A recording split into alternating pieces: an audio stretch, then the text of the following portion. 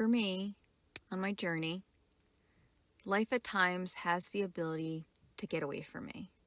Meaning, I can get so caught up in the monotony of everyday tasks and living that I can forget to just stop, breathe, and be present in that moment.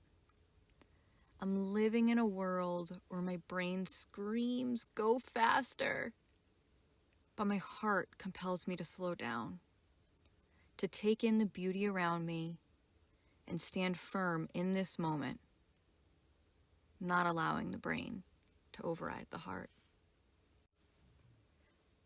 For those who don't know me, hello friend, and welcome. My intention behind starting this video series is to share a piece of me I've been cultivating for over 25 years. It seems as though it was the only constant in a sometimes chaotic life, and that thing is cooking. As someone who considers themselves a lifetime learner, and also someone who loves a challenge, I've found that since the very early age of 10, I really enjoy creating tasty food. Cooking started as a necessity for me. Growing up with a single mother who worked a lot just to be able to provide, she was often too tired to cook at the end of her long day. So at that young age of 10, I learned how easy a simple meal can be, but also how rewarding having the ability to prepare that meal was. Over the years, I've done many things to nourish my creative appetite. I've painted and created art. I love to garden. I've created jewelry with copper and stones that I found while hiking. I like making things and building. I've just always needed an outlet to move energy within my vessel. And creative endeavors seems to be a thing that helps me move that energy. However, the act of preparing food has been that one constant passion of mine throughout all those other creative adventures. Going forward, you will see lots of food being prepared in a multitude of different ways. Also, in many different places. As you can see from my page name, I live in a converted school bus, often lovingly referred to as a Skoolie. In 2021, my family and I gave away all that we owned, took 30 days to make the bus livable, and in January of 2022, we hit the road to explore the continental U.S., grow as a family, and continue to expand who we are and what we can do. So while there'll still be some travel, my focus is really showing you the food, that one constant. I grew up eating a conventional grocery store diet. Most of my diet was processed foods or quick meals. In my teens, I started developing chronic IBS and horrible acid reflux. In my 20s, after 2 kids and some extra body weight, I decided to understand food more. Along the journey, I lost some weight, I stopped eating so many of those convenience dishes, and for the first time, had a whole meal diet with lots of veggies and protein. In 2014, my food journey took an unexpected turn when my partner became deathly ill. We found out through many tests and doctor's visits that he had celiac disease and Lyme disease and some other autoimmune disorders. The celiac disease was the main cause for his discomfort, and we also realized he's probably had it most of his life. I once again started relearning about food, learning about gluten and amino acids, mineral absorption, herbal medicine, you name it, I researched it. The final tipping point for me on this food journey and really securing my love for creating food was the death of my grandparents. My farm were first from an infection that originally happened from diverticulitis, a food-related illness. And then my papa from Alzheimer's.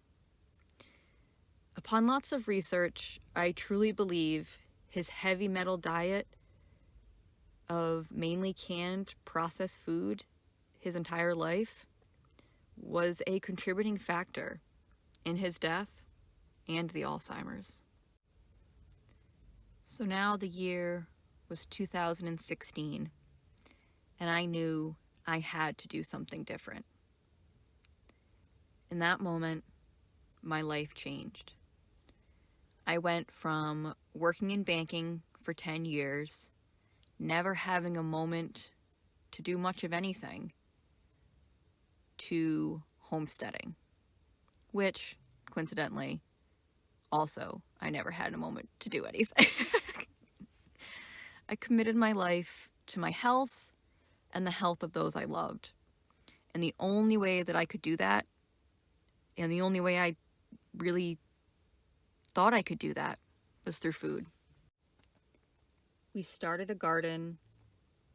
We went to our first farmer's market. We stopped buying meat at the grocery store. And we started exploring new options. I got baby chicks, which quickly turned into lots of chickens and a few turkeys. We got goats, and I learned about breeding, milk production. We started a garden, and then another garden, and then another garden. 5 years later, we were producing almost 60% of our own food. But we ran out of space on our little 2-acre plot. And so the decision was made to hit the road and find some land where we could provide all we needed to survive food-wise for ourselves. When I think about this journey and what got me here, living on a bus, traveling, and really stepping into a world that terrified me, was food. That one constant throughout my life led me into the beautiful unknown. While I am traveling and living this way, I do have food guidelines that I like to refer to and really try to adhere to. I try to always eat organically. Glyphosate is no joke, and when I started taking my gut health seriously, so much of my health changed. And a lot of that has to do with organic food. We buy local, we eat local. I shop at farmers markets, or I shop at markets that carry local food. We have been traveling throughout the continental U.S. It is very rare that we can't find a market that has what we need within 100 miles. We sometimes have to drive, but our health is so much more important than worrying about driving too far. We don't eat meat unless we know where it came from, who processed it, and the life that it had. While living on the road, that means we mainly eat vegetarian. It does give us a very deep appreciation for when we do find that quality meat that someone has created. And the last thing I really like to adhere to is if I can't make it, I don't eat it. You know, the Cheetos, the M&Ms. Trust me, I've watched a lot of America's Test Kitchen, and sometimes there are some things that just can't be reproduced. My goal is to show you that if I can do this, make scratch quality food in a very tiny space while traveling, you can too. So please follow along to be inspired, to learn, or to simply slow down and be present for a minute here with me. I look forward to creating with you.